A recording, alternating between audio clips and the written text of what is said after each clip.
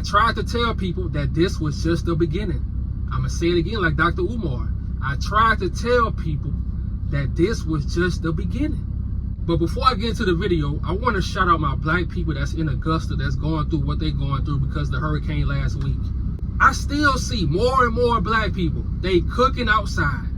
They listen to their old school music and they just vibing. I don't see none of them crying about the government. I don't see none of them, nobody crying. And that's the difference, man. We know the government don't mess with us. We're not going to cry about them. We got to figure it out. So shout out to y'all, man, because that just gave me chills just watching it on TikTok, watching all the videos. It just gave me chills, man, because that just shows you how strong black people really are. But they try to make us weak. They try to make us look weak on the internet. So that's why I can't come to this platform making my people look weak. I don't care what situation they in. But let's move on to Florida. Florida dealt with a hurricane last week. St. Petersburg was messed up. Parts of Tampa Bay was messed up. So you telling me it's another hurricane coming to that same location, but a stronger hurricane? And you telling me that this is a coincidence? It's not. I told you, whatever land that people had our ancestors enslaved on, something's going to happen to. We had Katrina. Now this right here, because I was looking on TikTok and I saw like the news people saying that this was like one of the strongest hurricanes ever to hit like Tampa Bay, that whole area right there, in like 100 years. And it's like the first time they're telling people to like really evacuate since like 2017. And you want to know something crazy? I had a load I picked up Friday, actually going to Tampa. But I've been looking at the news. I'm like, wait, I'm not going to no damn Tampa. This shit gonna be bad. But I said that when the hurricane was just forming, because it was staying in the Gulf too long. But our first location we're gonna talk about is called Rosewood, Florida. Now, a lot of you probably saw the movie, but I never knew that Rosewood was in Florida. And then I looked at the path. I was like, damn, the hurricane is headed in that direction. But we're going to talk about it. The Rosewood Massacre on January 5th, 1923, a mob of between 200 to 300 white men attacked Rosewood, unaliving an estimated 30 to 40 black men, women, and children on site and burning the town to the ground. Black residents hid in the woods and fled by train to Gainesville, Florida, never to return. So you telling me 200 to 300 white people and kids ran my ancestors out of town in 1923. And you think in 2024 that you can just go on with life and you can buy that land and you can just move on with life, have your grandkids live on that land peacefully? It's not gonna work. And I'm gonna keep bringing all this history up because it has to be talked about.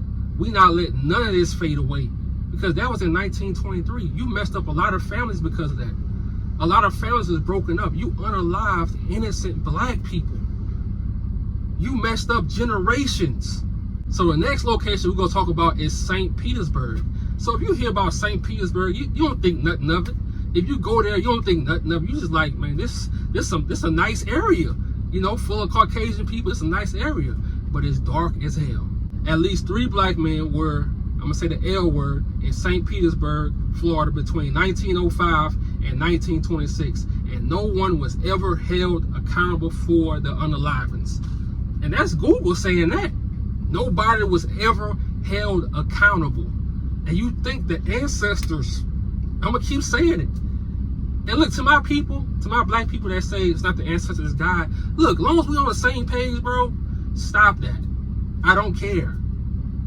I'm gonna say ancestors. So you think my ancestors gonna let you get away with that? But I'm gonna read one out of the 3 guys. I'm gonna read what they did to him. John Evans, a black man, on November 12, 1914, a mob of white men, women, and children kidnapped Evans from a rooming house, tortured him, and then L-worded him from a light pole in front of an estimated of 1,500 people. A woman in the car used a gun on Evans, and the others in the crowd also fired on him. It was a public spectacle by white supremacy. So you tell me all these Caucasian people,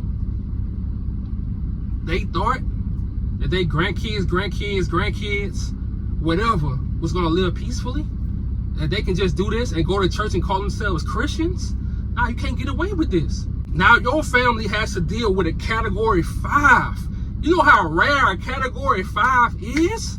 You know how pissed off the ancestors have to be to bring a Category 5 to your little small town? It's up. And you know I love going down the rabbit hole. So I said, Milton. The hurricane's name is Milton. I know I heard that in school or something. So I did my research. John Milton, he was a governor of Florida. He was also a slave owner. Also in 1865, he unalived himself. But he was also a poet. He was also a poet. I want y'all to read this poet, and I want y'all to listen to especially the ending. I want you to listen to the ending. Listen to all of it, but still listen to the end part. The glory of the trees no more, hidden by the giants of martyr, the heavenly nature forgotten, the lineage of the past now rotten, the roots that went deep into the earth now lay dead and lifeless. Gone are the days when flowers bloomed, spreading their fragrance all around. Gone are the days of butterflies and chirping birds. All that we hear now is honking of horns and the loud voices fighting over petty matters. The cry of the wild drowning in the endless banter. Surging seas now are filthy, polluted by the deeds of human beings. No more is there any pure sight, only the polluted and starless nights. The air no more clean and safe, the water no more crystal clear. The land now lays barren, heart and soul pure no more. The man revels in the glory of his discoveries and inventions, but trees and plants are what we need the most. The mother nature shunned by everyone, she is crying in despair of the paradise lost. So you think this is a coincidence that the ancestors, of course it'll be named Milton. Just because you unalive yourself don't mean you're going to go out peacefully. Just because you unalive yourself don't mean that you can just rest in peace. Sometimes you don't get to rest in peace, especially the things that they did to our ancestors. A lot of them are not resting in peace. So I'm like, John Milton, Hurricane Milton, it's crazy. It's crazy times. And then I was looking at a county called Manatee County, and they have a big plantation called Manatee Plantation. It's a sugar plantation. Had lots of slaves. Guess what? Last week it was destroyed. Now it's another hurricane coming to destroy it. I told y'all, whatever land you punished our ancestors on, it's up. They not letting it slide. They spin the block back to back to back. Someone has to pay. And I'm gonna say like JVR mom said, they will not die in vain. They will not die in vain. Because our ancestors didn't have to go through that. You use laws against our ancestors. You use weapons against our ancestors. You manipulated them. You used religion against them. And you thought you could just move on, claim this land, and you thought you could live in peace. You thought you could have us in school telling us your history. You had our people slaves, and then you come back and tell us your history.